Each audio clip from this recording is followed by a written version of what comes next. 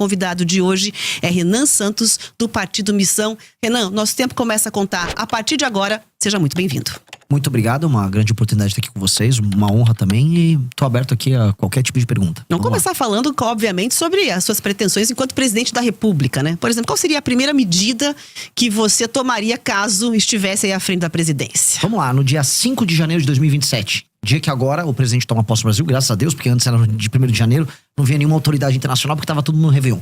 Dia 5 de janeiro, o presidente tem que colocar, e é isso que eu farei nesse dia, o Brasil, e especialmente nas áreas que estão hoje dominadas pelo crime organizado, em estado de defesa. E o que eu chamo de estado de defesa? É um estado especial proposto pela Constituição brasileira que permite não só o presidente da República, mas as forças de segurança atuarem de maneira mais enfática no combate ao crime. Por quê? Porque uma das coisas que eu venho falando em todas as viagens pelo Brasil é que a gente precisa retomar as áreas que hoje estão na mão do crime organizado e devolver para o Estado brasileiro. Ou seja, 23 milhões de brasileiros, de acordo com pesquisas e já saiu na imprensa também, vivem sob o comando do crime. E nós precisamos libertá-los. Hoje, sem o estado de defesa, a polícia, por exemplo, não pode entrar numa casa ou num comércio sem um mandado durante uma operação policial. E é lá justamente que se escondem os bandidos, especialmente as lideranças do tráfico. A gente precisa poder entrar, precisa capturar eles e desmontar o aparato do crime. Essa operação também não ficaria só circunscrita a bairros e favelas. A gente atuaria no Porto de Santos. Inclusive, há suspeitas do Porto de Paranaguá de atuação do PCC, um porto que fica aqui no Paraná. Porto de Pecém, por exemplo, lá no Ceará, ele está sendo alvo de uma tentativa de tomada agora do Comando Vermelho. Então, colocar áreas especiais dentro de um estado de defesa é a primeira ação para a gente retomar o território brasileiro. E isso não é apenas uma coisa enfática e concreta. É basicamente uma forma do governo brasileiro atuar de modo a recuperar milhões de brasileiros que estão fora desse pacto social, que é o pacto social da Constituição brasileira. Então, a principal preocupação seria a questão de segurança, pelo que dá para compreender com essa medida. Agora, quando se fala, né, nessa questão do estado de defesa, há ali uma certa controvérsia em relação a isso. Entende que é uma medida tranquila de ser tomada? Quem é que faria, por exemplo, essas ações, essas operações todas? Polícia Federal? Não, as polícias estaduais, elas têm autonomia e elas podem atuar junto com o governo federal nisso. A Polícia Federal, ela pode atuar. Forças Armadas podem atuar apenas de maneira auxiliar. Elas não têm nem experiência de combate. E esse efeito seria muito claro. A gente tem um papel hoje no Brasil que não é apenas fático, mas ele é simbólico. A gente está aceitando o Estado brasileiro que milhões de brasileiros vivam à margem da sociedade. Que eles vivam basicamente num Estado paralelo com regras paralelas. Então, há de ser enfático nesse tema. Até porque mais radical e mais absurdo é a gente aceitar que o crime organizado exista. Né? A coisa mais maluca que a gente coloca na nossa cabeça é a normalização de um Estado paralelo. E hoje ele é normalizado. Hoje você anda, por exemplo, pelo Ceará, como eu andei, tem cidades inteiras e bairros inteiros. Santa Quitéria é uma cidade tomada pelo Comando Vermelho, bairros inteiros de Fortaleza. Lá tá ali, você vê, o cara picha no muro. Essa área você pode entrar, essa área você não pode entrar. Essa área você pode fazer comércio, essa área não pode. A gente aceitou isso. Ao naturalizar isso, a gente naturalizou o absurdo. Mas depende do desejo do presidente da República, pura e simplesmente, essa definição, como você traz? Primeiro, depende do desejo da população em votar num presidente que tem essa agenda. Então, ela tem que ser majoritária na sociedade civil. Então, ao invés de eu ficar jogando platitudes, vir aqui e falar, não, eu quero lutar pelo povo. Eu não vou fazer platitude. Eu estou falando, olha, é uma eleição plebiscitária. Se você quiser um combate enfático ao crime organizado, você vai votar no número do meu partido, 14. Se você não quiser, tá tudo bem. Você pode votar 22 no Flávio, você pode votar 13 no Lula. Vota em quem quiser. Para mim é uma questão plebiscitária. Por isso que eu tenho que ser muito honesto. Eu vou propor primeiro, como proposta, já para a sociedade civil. E todo mundo vai saber que essa é a primeira coisa que eu farei. Segunda coisa, isso vai para o Congresso. O Congresso, que também foi nas eleições, eu venci essas eleições pautado por esse tema, aí deliberar e convencer e aí colocar em funcionamento. É um status permitido pela nossa Constituição. E eu acho que é um status que garante, inclusive, a cidadania de milhões de brasileiros. Portanto, é obrigação do Estado brasileiro fazer isso. Agora, o senhor falou dessa relação aí, falou rapidamente sobre essa relação com o Congresso. Como é que o senhor, se eleito for, o senhor está no Missão, partido menor, né? Com uma expressão hoje menor. Como é que o senhor pretende se relacionar com o Congresso e como aprovar suas medidas caso o senhor seja eleito?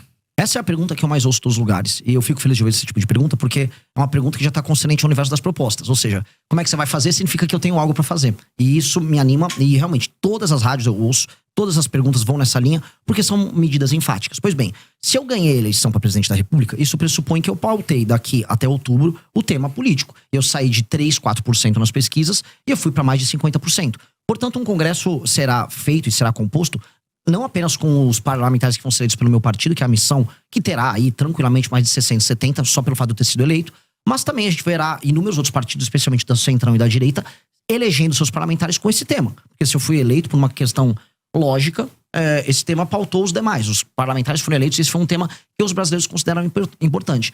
Então eu acho difícil, especialmente nos primeiros 6 meses de mandato, quando há uma espécie de um beneplácito, há uma boa vontade do Congresso para com o presidente da República, algumas medidas enfáticas que estiveram em campanha não serem votadas. Depois, eu não teria medo de fazer composição com alguns partidos. O critério seria, este é o meu programa, este é o programa que foi eleito, quer participar do programa? Deputado do Ceará, ou bancada do Ceará, vocês querem participar comigo da retomada do território do Ceará? Querem usufruir do lucro político, não lucro financeiro dessa operação?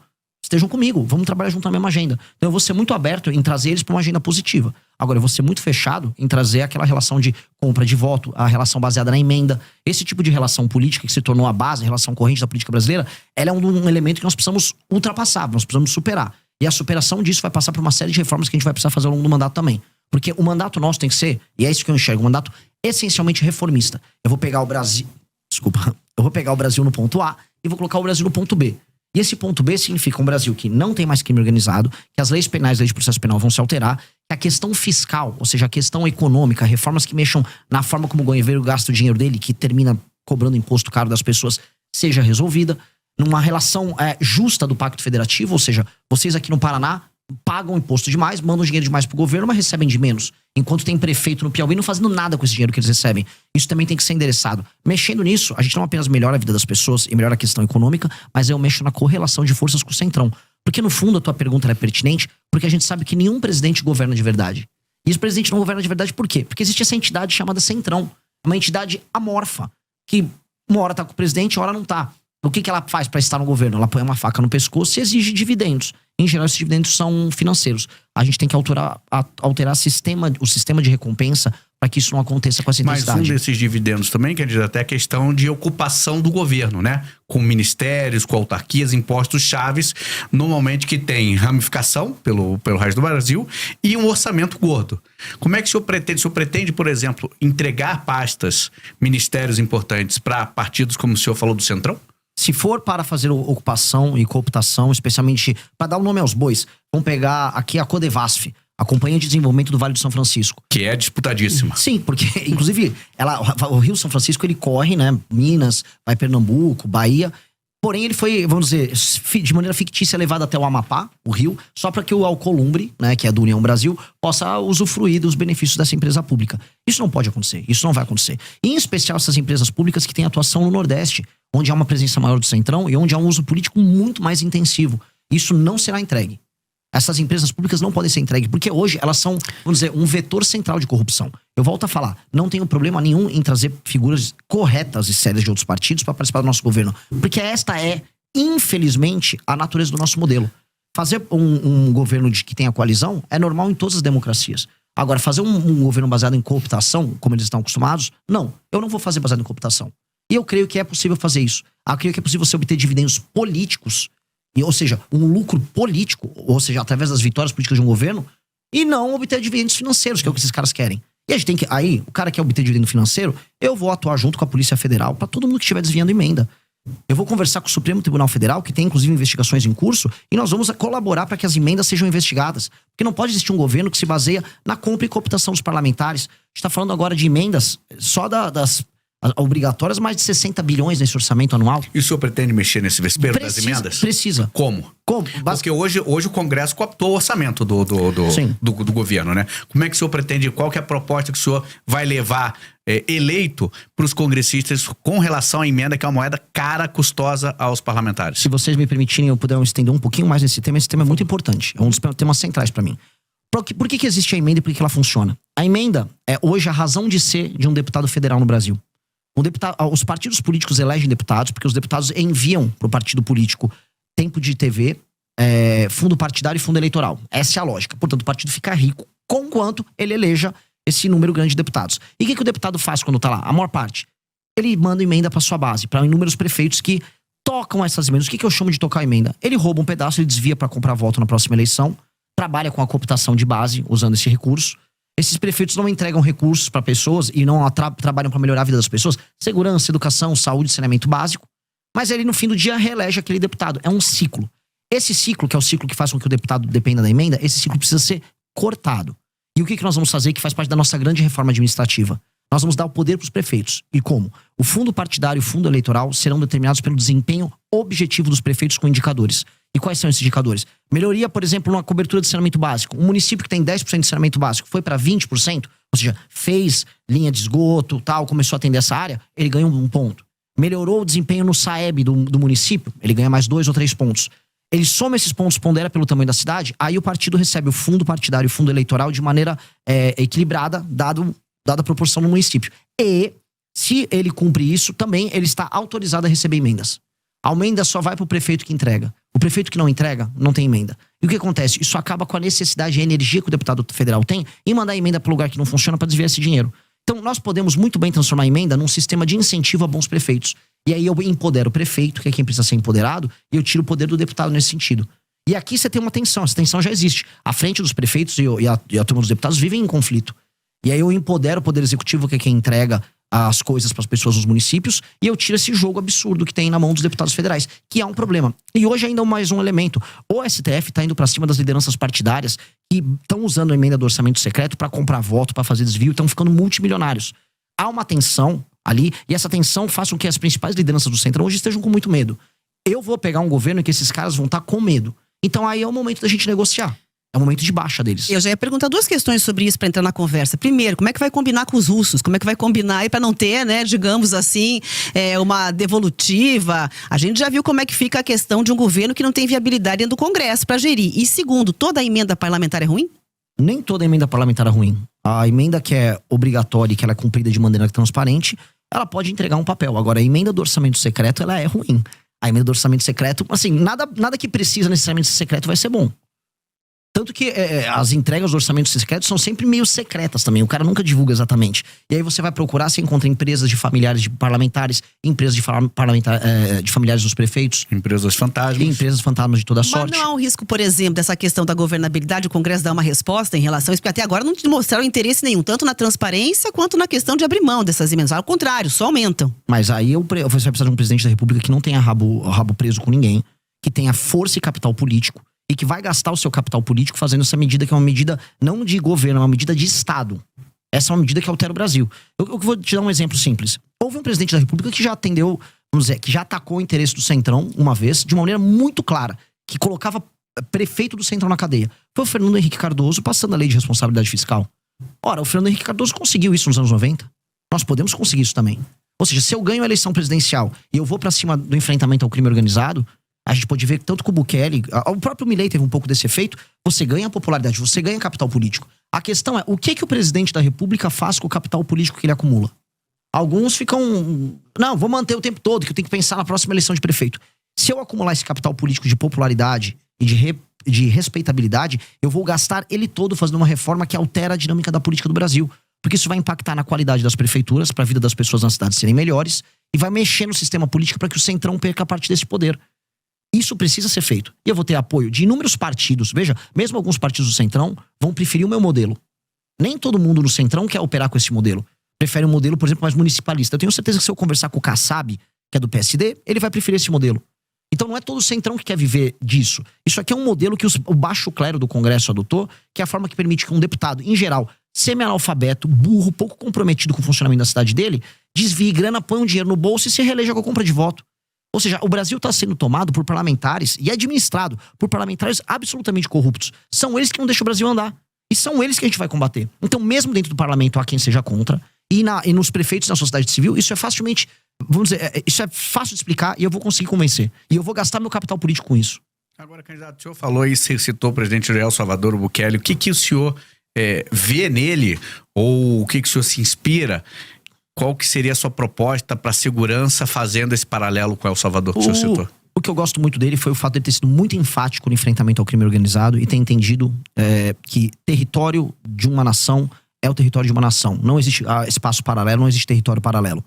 O Bukele, ele fez isso, ele pegou uma das nações que eram mais inseguras das Américas e transformou naquela que é hoje, em termos estatísticos, falando de homicídio, a nação mais segura das Américas. Mas há também denúncias de abusos lá, né? Antes havia muito mais denúncias de abusos, simplesmente porque as pessoas morriam em um número muito maior. Agora, o Estado fez isso com a aprovação das pessoas e com a aprovação do Congresso. Erros e falhas, um eventual erro policial, sempre haverá. A polícia não é perfeita, assim como políticos não são perfeitos e seres humanos não são perfeitos. Seria um efeito colateral? A questão é se você já vive ou é efeito colateral, que viver na mão do crime. Se isso diminuiu e as pessoas perceberam que diminuiu, a uma vantagem objetiva. A gente tem que ser utilitarista aqui. A gente não vive no mundo perfeito. Mas na prática o senhor faria o quê? Na prática, saber, qual é a proposta? Eu citei pra vocês já no começo da entrevista. Sim. Pra destruição do crime organizado, eu vou colocar o Brasil, as regiões tomadas pelo crime organizado. Isso inclui desde portos, áreas de fronteira, a longo prazo. a favelas. A longo prazo, já no curto prazo também. A gente tem que passar alterações nas leis penais, aumentando as penas, de maneira muito objetiva. E nas leis de execução penal, a gente tem que acabar com artifícios como a progressão, a saidinha, para que a pessoa cumpra a pena dela. Porque o que a gente precisa fazer é alterar o sistema de incentivos que nós temos para que o bandido continue cometendo crime. O que está demonstrado? É quase aquele princípio Pareto. Poucos bandidos cometem a maior parte dos crimes. Eles são sempre reincidentes. A gente tem que combater a reincidência. Então, se a gente aumenta a pena muito e evita a progressão, aquela pessoa que comete um crime, ela na prática ela vai ficar mais tempo na cadeia e ela, antes de tudo, vai ter medo de cometer esse crime para não passar a vida inteira dela lá.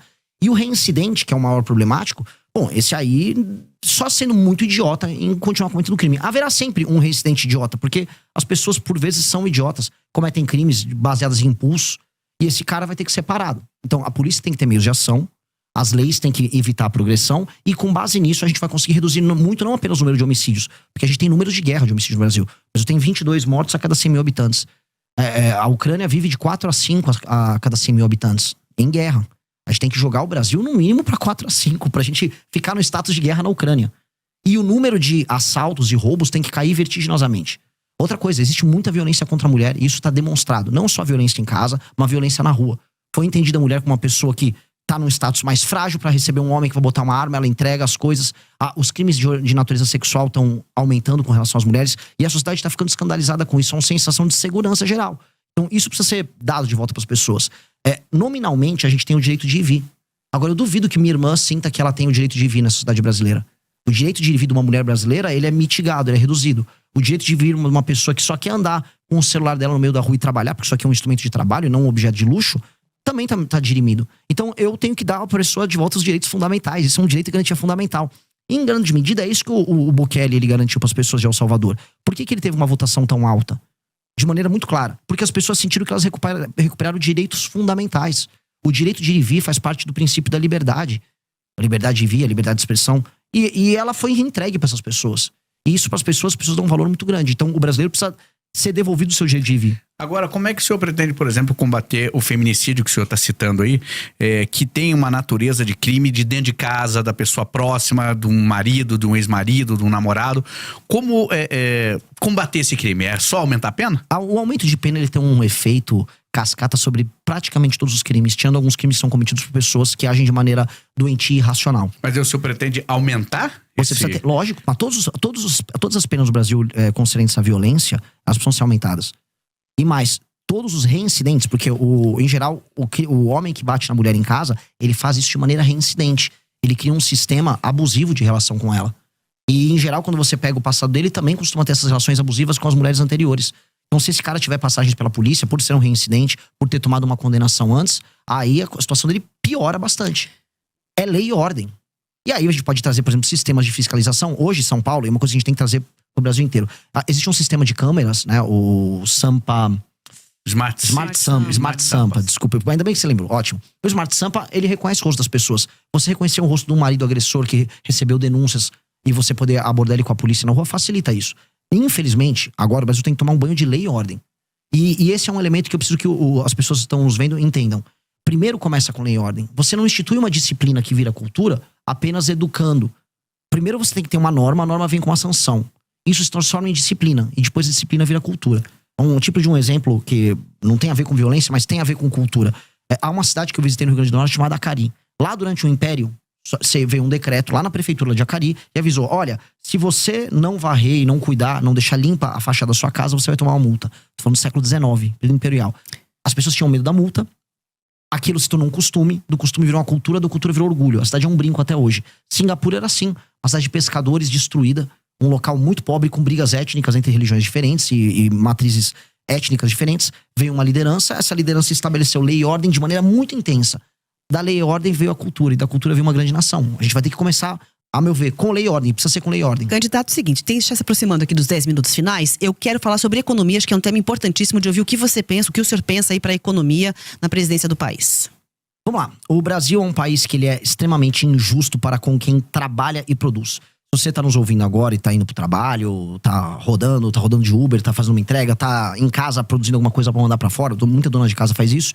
Você entende que você trabalha, você fica uma parte pequena do fruto do seu trabalho. E mais, você se sente injustiçado porque você vê uma massa cada vez maior de pessoas que recebem benefícios e você fala, poxa, às vezes eu sou pobre, tô ganhando pouco, uma pessoa tá recebendo um benefício sem merecer. Ou um juiz tá ganhando um penduricalho gigantesco, tirando 200 mil reais por mês. Ou eu vejo uma grande empresa recebendo benefício fiscal e aí acaba nem entregando o serviço. Você fala assim, pô, o que tá acontecendo? Eu estou sendo um otário. E sim, se a gente olhar na letra fria da lei, o brasileiro comum que trabalha e produz é um otário. E isso tem que ser invertido. A nação brasileira tem que ser amiga de quem trabalha e produz.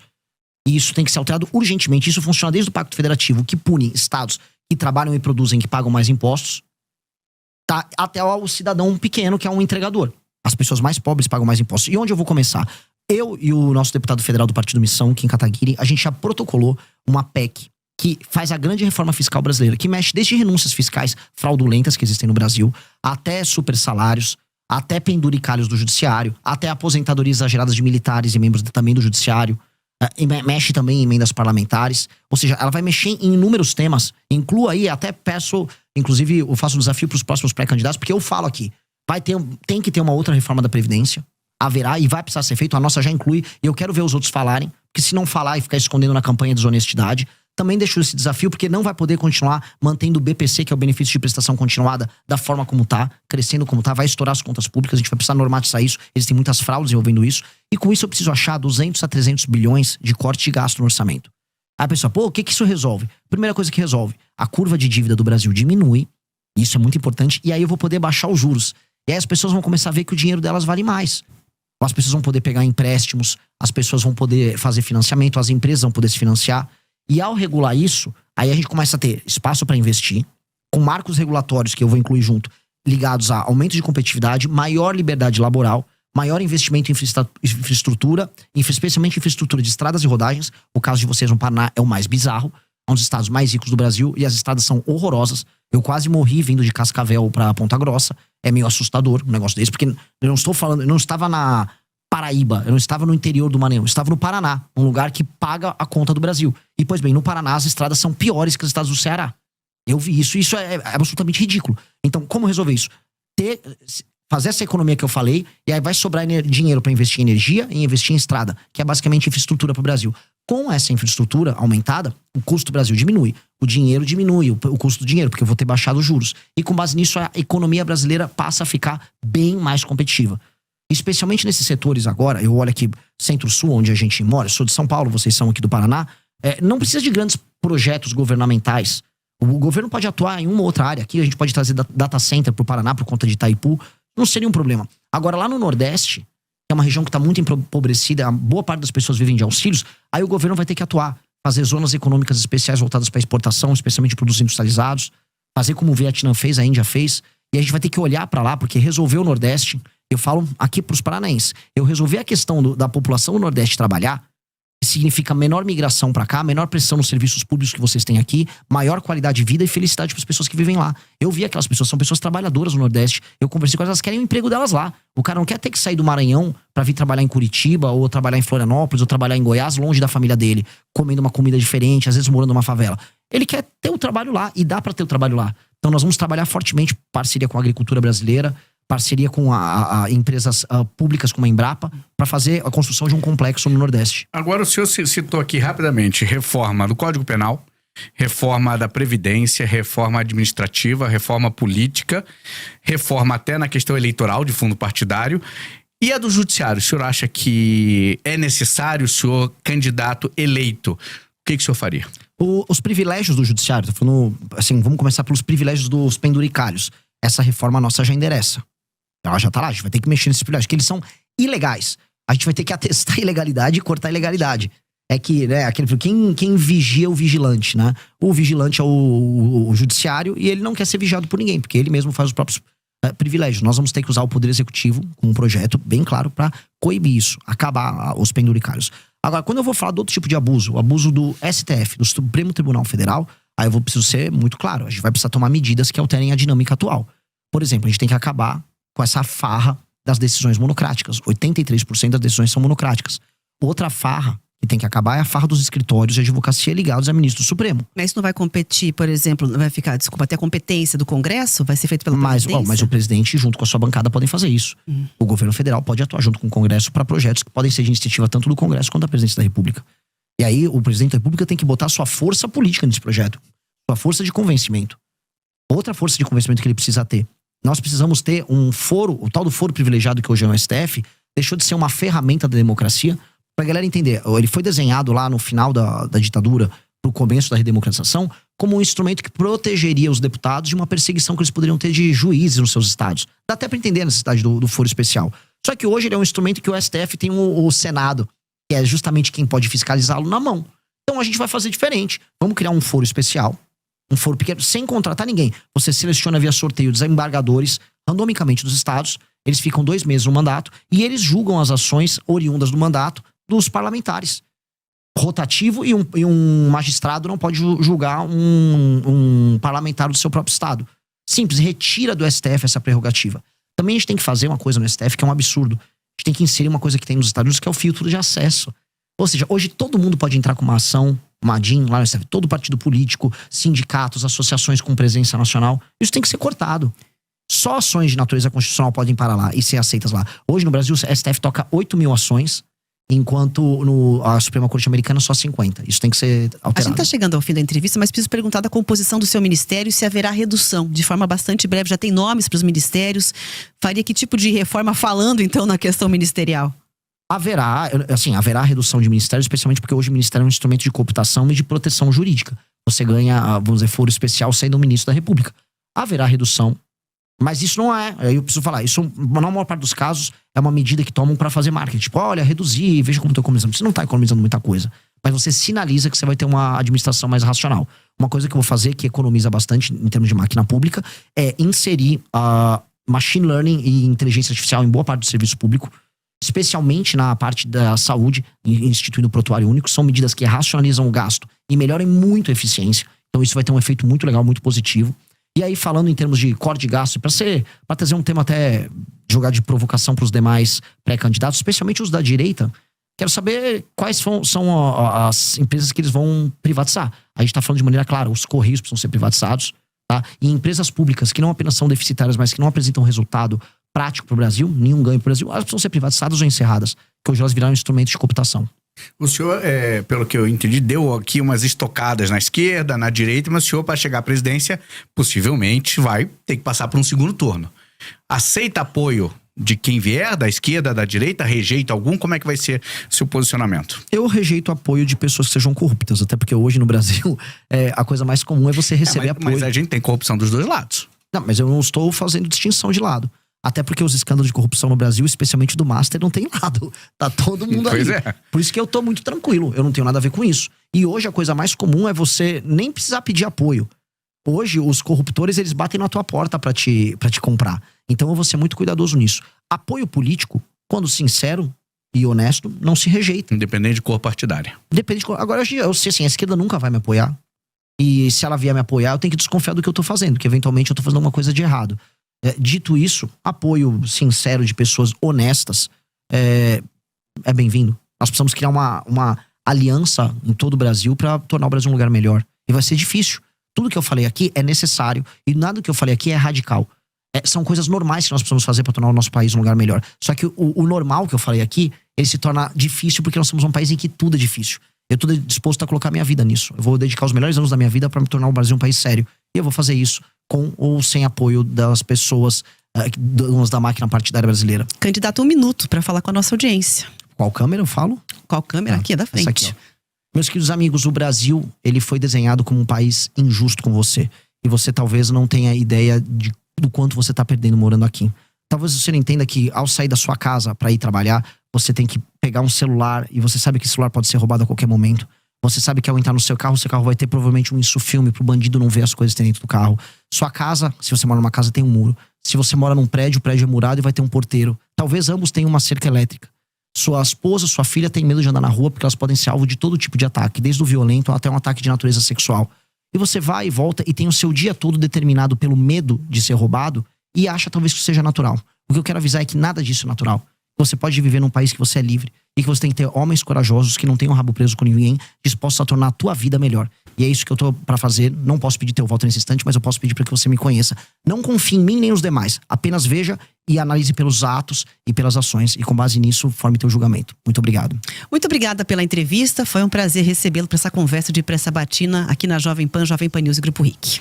Muito obrigado. Fala, meus queridos, aqui quem fala é o Alan do canal Inevitável Cortes, e no meu segundo mês postando cortes aqui no YouTube de figuras do Partido Missão e do MBL, eu faturei cerca de 25 mil reais, ou um pouquinho mais de 4 mil dólares. E se você tem interesse em estar criando o seu próprio canal de cortes, eu preparei um treinamento 100% focado, mostrando o passo a passo para você estar conseguindo fazer seus cortes de figuras do Partido Missão e do MBL. Para acessar o treinamento é só clicar no primeiro link da descrição ou ler o QR Code que está aparecendo aqui no meio da tela agora. E se você gostou desse vídeo, não se esqueça de deixar o like e se inscrever no canal. Te vejo no próximo vídeo.